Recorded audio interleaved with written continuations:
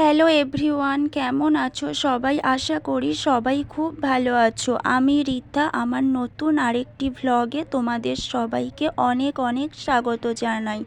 আগের ভিডিওতে তো তোমাদেরকে বলেছিলাম যে আমাদের একটা নিমন্ত্রণ আছে, কিন্তু কিসের নিমন্ত্রণ সেটাই তোমাদেরকে বলি চলো।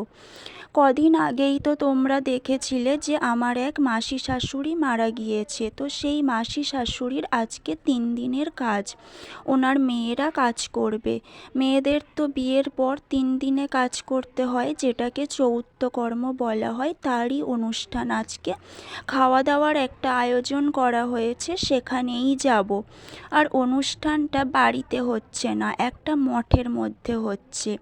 মাসির দুটো মেয়ে দুজনে একসাথে কাজ করবে ওই মঠে। বাড়িতে করলে তো সেটা সম্ভব নয়, তাই মঠে অনুষ্ঠানটা আয়োজন করা হয়েছে, সেখানেই যাব। আর শাশুড়ি মা তো বাড়িতে নেই, ননদের বাড়িতে আছে।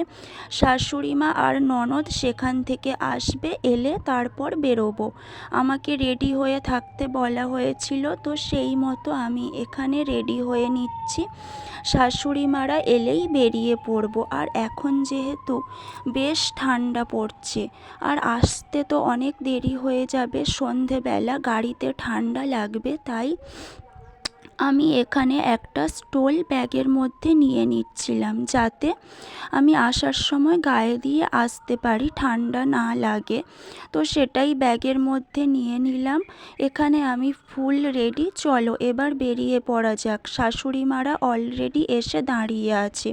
আমরা তো এখানে চলে এসেছি যেখানে অনুষ্ঠানটা হচ্ছে। এবার ভিতরে ঢোকা যাক। ভিতরে গিয়ে আমি আর কোনো ভিডিও করিনি, ওখান থেকে খাওয়া দাওয়া করে বেরিয়ে গিয়েছিলাম। আর আসার সময় আমরা একটু কেনাকাটি করছিলাম। আমার ভাগ্নির জন্য একটা সোয়েটার নেওয়ার ছিল। তো আজকের মতো টাটা।